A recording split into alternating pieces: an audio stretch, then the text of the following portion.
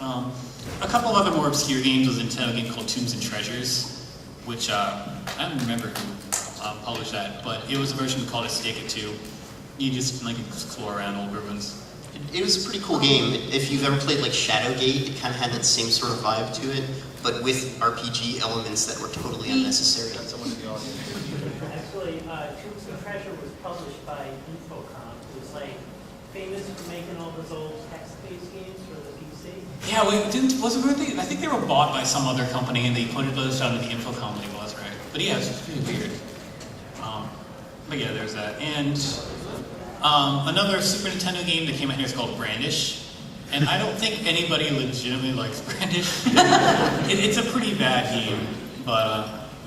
There are a small handful of fans of it, including Sylvain. Oh, yeah. The head of the Ancient Land of East message board is obsessed with it. Some of the later Brandish games weren't too bad, but the Super Nintendo one is pretty horrible. It's a dungeon crawler, like overhead, and it's really slow moving and pretty bad. But of course, the most popular series that pretty much anyone here in America knows was Ys. And the original release of that here was for the Sega Master System, published by Sega. Even though it originated, back in, I think, 1987? 87, yeah. For a number of the Japanese computers, like the PC-88 and the MSX. And it was ported to, like, damn near everything in Japan. But the big one, of course, was the TurboGrafx 16 version, which, had all the voices and cinemas and awesome CD audio and what have you. And actually, the game has been re-released more times than, like, anything. Remade, re-released, etc.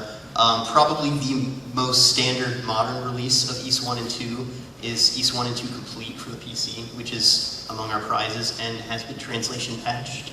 And interesting fact is the opening cinemas for Ys 1 and 2 Complete were actually made, I don't know if they were made entirely, but they were at least partially made by Makoto Shinkai, who is the creator of 5 centimeters per second, Voices of a Distant Star, and The Place Promised in Our Early Days. Big name anime guy who worked at Falcom for over 4 years, which I just thought was a really cool thing, since I'm a big fan of his stuff.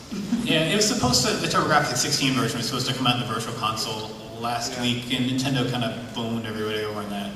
Yeah. It was released this weekend? It was supposed to be out on Monday. Instead they put like Sonic Hedgehog for the Master System. Well, they were also supposed to release a Neo Geo game too. Samurai Shodown 2, yeah. Yeah, that didn't happen. They've been hearing about Mega Man 1 being released that day, too. Yeah. Yeah, they apparently didn't release like anything they said they would.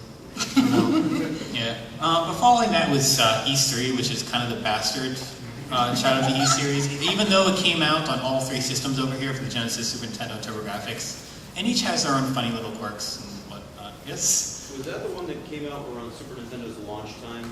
I think so. That was one I played, yeah, that kind The of... side scroll. Yeah. Side scroll? It's a really weird, broken game, but it has It's a completely fantastic soundtrack. Actually, I will tell you right now, I have played the original PC-88 one that they released. It is really good. It's just Nintendo got the short end of the stick. Somebody could not do hit detection worth crap. Yeah, I still thought it was pretty good though. I liked it a lot. Again, the Oath and Felgana totally makes it obsolete. It's just like they took what was essentially the worst game in the series by popular opinion and made what is arguably the best game in the series. And it's just really amazing.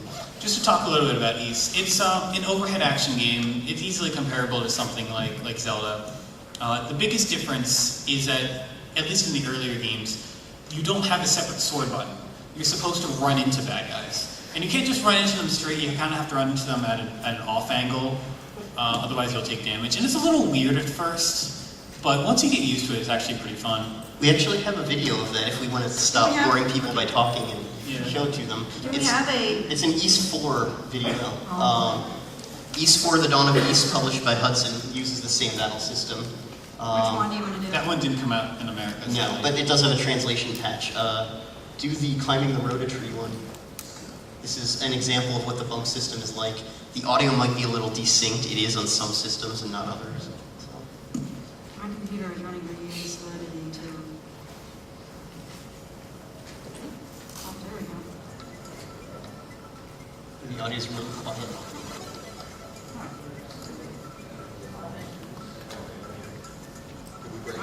I think we did break it. I broke it. Oh, wait. Whoa. There we go. Yeah, in East 4 you get magic spells, so that makes things a little bit easier. But yeah, you can just run into enemies and kill them.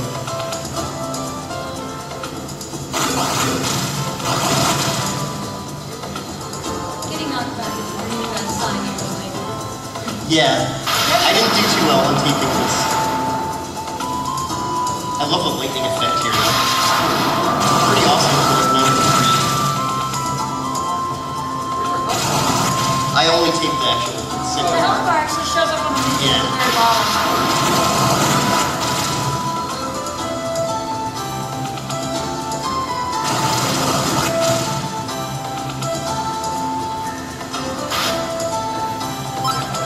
I needed that at that point.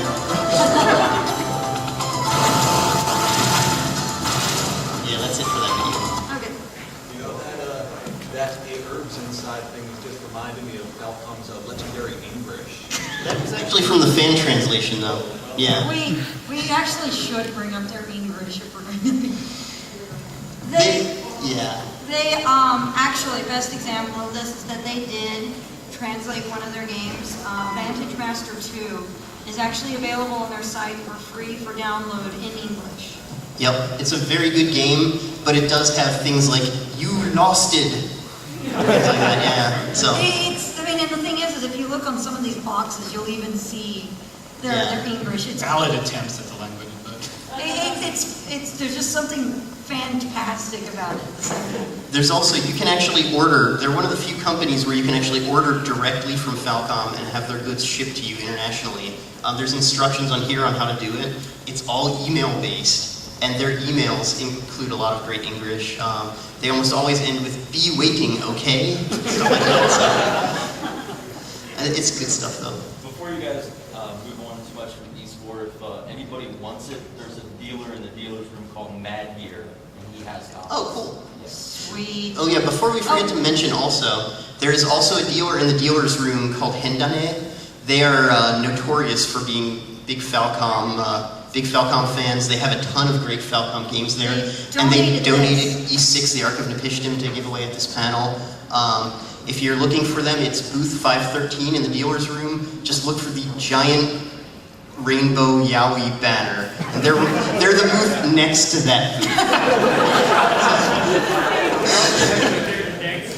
Yeah, they also sell erotic games too, so if you have eyes of what Yeah, it's a great dealer. I recommend it. They actually have that Oath and Felghana special edition box there, which has 8 music CDs in it for like $55 unless it's sold already, which is a really good Right deal. there, I'll tell you right now, that's one of the best deals you can get. And we've got a question in the back. Oh, what's up? Yeah, I was going to say that those are the guys that I got East Origins from last year, and they do offer a really good deal on all their stuff. And I just remember seeing them, because I was like, I wonder if I can find East Origins. It's like, it's the only one I didn't have at the time. And I saw this great banner with all these hentai games around it. I would look there, and then all of a sudden, boom, the intro shows up for East Origins. I'm like, okay. Yeah, they'll often be playing Falcom videos just on a big screen, just. They're just the guy that pretty much we talk to. Yeah. Is a big Falcom fan, so he'll be like, oh my gosh, Falcom. Yeah, so you'll go to their table and they'll have a lot of porn and then a little Falcom section there as well. Just like the Like in Japan. Just like Japanese PC shops.